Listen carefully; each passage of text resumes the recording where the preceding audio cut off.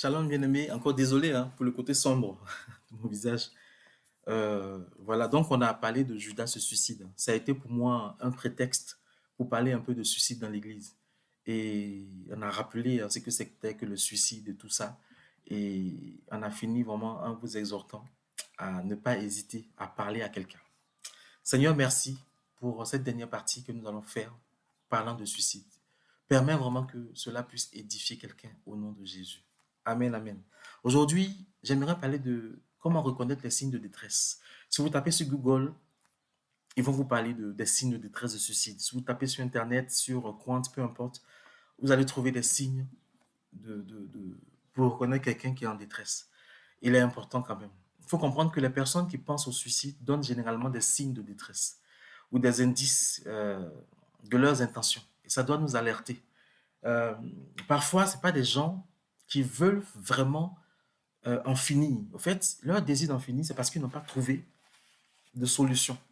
Et ils envoient des signes, mais parfois on ne les écoute pas. Surtout dans l'Église, on est très aveugle et très sourd à la détresse de ceux qui veulent en finir avec la vie. Donc, il n'est pas toujours évident de les reconnaître. Il n'est pas toujours évident de savoir comment réagir. Quand j'étais moniteur dans une église, Assemblée de Dieu à l'époque, j'ai pris pendant 3 4 dimanches, c'était un roulement, mais ce mois-là, les frères et sœurs n'étaient pas disponibles. Donc, pendant 3 4 dimanches, j'ai eu la même classe tout le temps. Donc, j'ai vu le comportement d'un enfant qui était gai. C'est un enfant qui était gai, joyeux. Mais pendant 4 dimanches, il était replié sur lui-même, il était triste. Donc, j'en ai en parlé à la femme du pasteur qui s'occupait de l'école du dimanche. Et donc, ils ont organisé une visite et ils ont vu que le divorce des parents l'affectait beaucoup. L'enfant se sentait responsable, coupable de ce qu'il se passait. Et il a fallu que cette visite-là puisse permettre aux parents de comprendre l'état de leur enfant et lui expliquer qu'il n'y était pour rien. Vous voyez un peu? Donc, souvent les enfants, les jeunes, les personnes, les frères et sœurs ont un comportement qui peut nous alerter. Ne fermons pas les yeux. Il vaut mieux aller le voir une fois de trop pour rien que ne pas être allé et puis entendre dire qu'il a des problèmes. Et puis les frères et sœurs aussi, quand on vous demande si ça va, ne mentez pas. Hein? Le fait de dire ça va par la foi, c'est pas tout à fait la vérité. Dites ça ne va pas, mais par la foi, je crois que ça va aller. Hein? Ou ce qu'on entend souvent, c'est Dieu fait grâce. C'est vrai, Dieu fait grâce. Mais si ça ne va pas, il faut le dire. Il faut dire que ça ne va pas. Peut-être que Dieu envoie le frère pour te demander que ça ne va pas et le frère va prier pour toi. Bien aimé, si vous voyez des gens qui manifestent un comportement différent de d'habitude, n'hésitez pas à leur poser la question. Par exemple, la personne qui a des idées suicidaires peut utiliser certains mots significatifs. Il faut qu'on fasse attention. Je veux en finir. Un chrétien qui dit je veux en finir avec la vie, il ne faut pas négliger cela. Il ne faut pas dire qu'il plaisante. Il faut l'écouter. Je vais me tuer. Ou je vais finir par me tuer. Ou si le suicide n'était pas un péché, je me serais donné la mort. Ou la fameuse phrase, vous serez tellement mieux sans moi. Quelqu'un qui dit ça là, il est dans un état de détresse. Il faut l'écouter.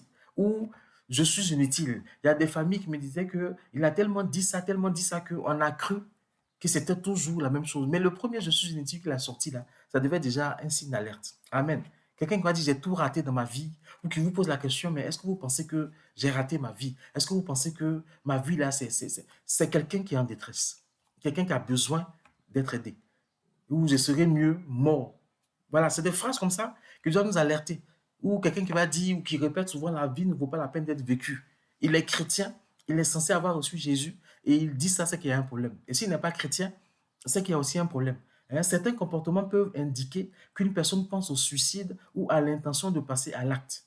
Par exemple, la personne peut s'isoler et préférer être seule. De toute façon, quelqu'un qui est joyeux, qui est social, qui subitement s'isole, ça doit nous alerter en tant qu'enfant de Dieu. Ça doit nous alerter. Par exemple, quelqu'un qui subitement décide de faire de l'ordre dans ses affaires personnelles. Hein, il va vérifier ses papiers, vérifier ses assurances, tout. Tout ça doit nous alerter. Commencez par prier pour cette personne-là. Demandez à Dieu comment vous pouvez l'aider. Et puis faites le pas d'aller voir cette personne-là. Tu vois, non? La personne qui montre, par exemple, un grand intérêt à tout ce qui peut s'associer au fait de s'enlever la vie, de sauter la vie. Il faut que ça nous alerte. Et voilà, il y a des petits signes-là. Quelqu'un qui commence subitement à donner ces choses qui lui sont précieuses et à les offrir. Ou quelqu'un qui commence à consommer de l'alcool. J'ai vu un chrétien comme ça qui subitement, et il arrivait, ça, j'étais au lycée technique, il arrivait ivre. Mais il arrivait ivre. Et puis donc, on a osé demander, mais frère, qu'est-ce qui ne va pas? Et lui, son problème, c'est que il a été délivré par Jésus, mais il recommençait à tomber dans son ancienne vie. Il s'est dit tout était foutu. Donc, il cherchait un moyen pour en finir. Dieu merci, il a pu être pris en charge et il est sorti de cela.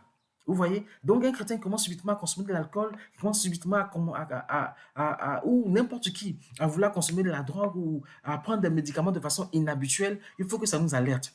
Il faut que ça nous alerte. Quelqu'un qui subitement devient apathique, ça veut dire qui manque d'énergie, qui commence à être agité, voilà, ou qui commence à parler souvent de son testament, ou qui commence à avoir des troubles de sommeil ou de l'appétit, ou qui commence à négliger son apparence, son hygiène, ou voilà, tout ça là, ça doit nous alerter. Il faut vraiment que nous, chrétiens, nous ayons ce sens de l'observation dans l'Église. Amen. Et puis, il y a d'autres signes aussi qu'on peut observer chez une personne qui vit un état de détresse. Il peut paraître triste, découragé ou manquer de motivation. Quand vous le voyez, vous avez l'impression qu'il est avec vous, mais il s'ennuie, comme s'il n'avait plus de plaisir à être avec les gens. Il devient agressif, irritable, voilà, il va commencer à se mettre en colère facilement, il commence à avoir subitement une faible estime de lui-même ou un sentiment d'échec.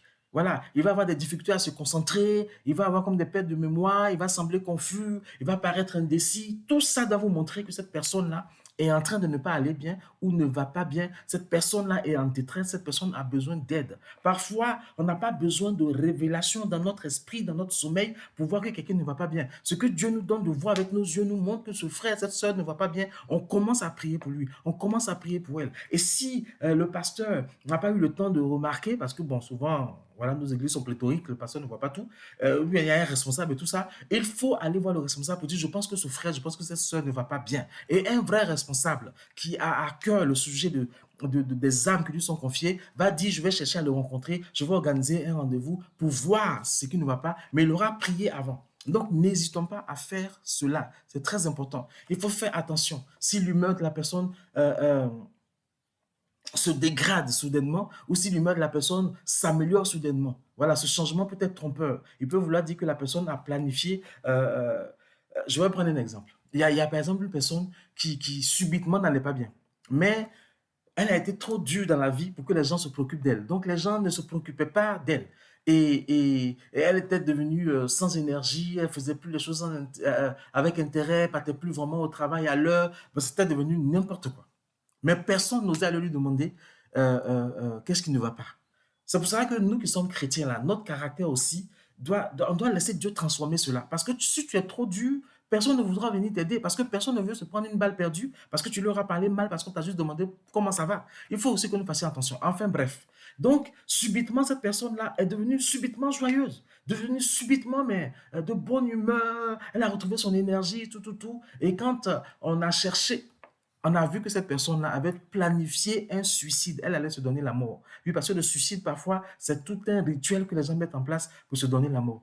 Heureusement, quelqu'un a pu prier pour elle, aller la voir pour pouvoir la sauver. Il faut que nous, chrétiens, nous fassions attention à ces choses-là. Les gens qui ont des signes, qui montrent des signes de détresse comme ça, là, il ne faudrait pas qu'on néglige cela.